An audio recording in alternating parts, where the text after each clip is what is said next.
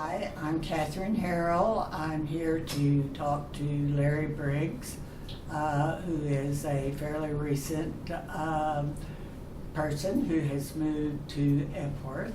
And he's led a very interesting life, and so I'm looking forward to interviewing him. Larry, it has been a pleasure talking with you. You led a very interesting life, and you've got lots to talk about. We don't have much time, so I'm just going to let you kind of talk about the highlights that we talked about. Okay, thank you very much. Then you can start with Cheyenne, I think. Yeah. Okay. I was born out in western Oklahoma, raised in a little town of Cheyenne, which was the county seat of Roger Mills County.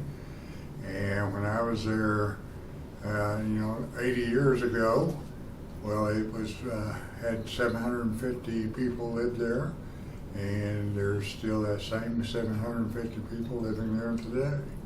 So a great place to grow up, and we were all just sort of country boys and girls, and we just didn't know much about anything except to work. And so out in the rural areas, that's what happened. And so I learned very early on about the work ethic, and took that with me, and hopefully used it all the rest of my life. Then, after I got out of high school, I went to school at Central State for a couple of years, and this was during the Vietnam era, and I happened to be going through the student union and saw a bunch of Army guys over there, and so I went over to see what they were talking about, and they were able to get me into the National Guard. That was the good news. The bad news, I had to go through OCS, Officer Candidate School. And so I decided to go ahead and join so that I could have a little bit of control over my life. Well, you still belong to the National Guard, don't you? Well, no, I was actively involved in it for 9 years, and then went into the inactive reserves for another 11 years, Okay. and so I'm out of it now. When did you start flying? I started flying got my license in 1968. Wow. So I was 23 years old, and I had always wanted to fly. And so the opportunity came up. I saved up the money, and got after that. I got to do quite a bit of flying at that point. And I had a family, so that was a little bit challenging. But I had been flying up until today, and at my age, I'm not sure how much longer I can get insurance. And so I've got an airplane for sale if anybody out there would like to buy an airplane. Well, it's amazing that you've been flying that long, Yeah. 50 years at least, I guess. Yeah, 50 plus years, yeah. Right, okay.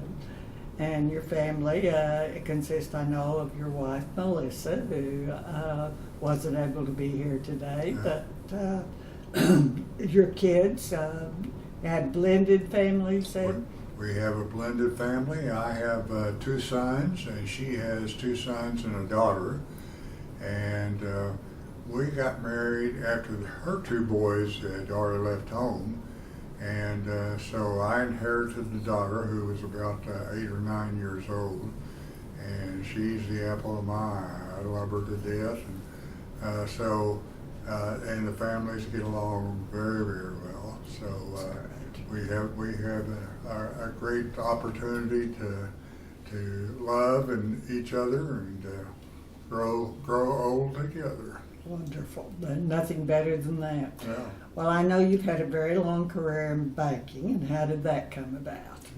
Well, I got into it by accident. I happened to be living in Morrison, Oklahoma, while I was going to school at OSU. I had transferred up to OSU. And so I was living in Morrison, Oklahoma, and the banker there sort of took a liking to me. And he noticed that I was involved in all the community activities and that type of thing. And so we become acquainted, and he asked me to come see him one day, and he said, I want you to go into the banking business and start here. I told him, I said, I know nothing about banking. I have not had any type of coursework at OSU or Central State that would help me in banking. And he said, good, I'll teach you the way I want you to learn it. So that's how I got into the banking. He was a great mentor. I worked for him for about 3 years, and he was a great mentor, but he didn't like to pay salaries. And so I worked for him for about 3 years, and then drove down to Stillwater and got a job in one of the banks down there, and worked there for a couple of years. And then one day I got a telephone call from him that indicated that he wanted to come down and see me. And I didn't know what for. So he came down to see me. He said, we're buying a bank down in Holdenville, Oklahoma, and I want you to go down there and run it. And I said, Dwight, I know nothing about running a bank. I'm a pretty good lender, but I don't know anything else about it, and I haven't had any training on it. He said, that's okay. He said, if you don't go down and run it for me, I'm not going to buy it. And so it sort of obligated me at that point. And so I said, why would you do that? I've been in the banking business less than 5 years. I haven't had any formal training. Now, he sent me to all types of schools, banking schools. And he said, well, one of the reasons, or several reasons that I think of it, one is that you're smart. Second is that you won't steal from me. And third is nobody's going to work harder than you will to make the bank work. And so that's how I got into the banking business. Stayed in it for 55 years, was actively involved with the Oklahoma Bankers Association and the American Bankers Association. Was president of the OBA, Oklahoma Bankers Association, and got in well over 50 years, 55 years as a banker. One of the things that I'm sort of proud of is that about 6 or 7 years ago, the Oklahoma Bankers Association started to set up a Hall of Fame, and so the very first Hall of Fame class was 3 of us, and I was one of those 3. So I was real proud of that, too. Yes, you should be. Yeah. Well, we have something in common. We both lived in Shawnee. I grew up there, and you were there for a long time. I know, were you the president of a bank there? Yes, yes. Okay, which one? Well, it was we changed the name 2 or 3 times. It was the last bank to be chartered in Shawnee. And when I was there, we had turned the name into First National Bank. Oh, okay. So it was First Oklahoma Bank prior to that. Prior to that. Yeah, so I had about 5 years of learning the big bank business, and then I had 50 years of being CEOs of banks, so Okay. I was able to do that. Had a lot of mentors along the way that loved me and helped me and guided me, and there for a while I thought I did all that by myself, and then the older I got, I said, no, I had people help me all the way, so. Well, I think you're perfectly capable of doing anything all by yourself, but help is always nice. So, well, back to the flying. You are still flying, but you're up until recently. Up until recently, I had back surgery, and you rarely hear a back surgery that goes well, and I'm sure there's some place out there where back surgery has gone well, but mine didn't work out too well, so I'm still recovering from that back surgery. Okay.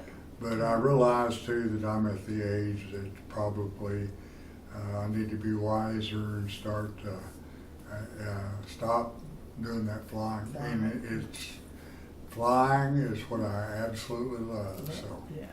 Well, what was your degree from OSU? psychology. Okay. Yeah. The, And then when I got in, after I got into psychology, it dawned on me that you just get your bachelor's degree in psychology, and before you make any money, you got to get your master's degree and your doctorate degree. And I had been a poor student, and from monetarily and probably academically too. And it was going to take several more years to get that, and I wanted to make a salary that I could support my family on. So the opportunity came up, and I took it. okay. Well, we're just about out of time, but have I missed asking you anything you'd like to talk about? Well, I think that one of the things I'd like to talk about is how proud I am to be a citizen of Oklahoma. And even though we got some problems, I know that the people overall are good, and they got good intentions, and so I am awfully proud to be part of that.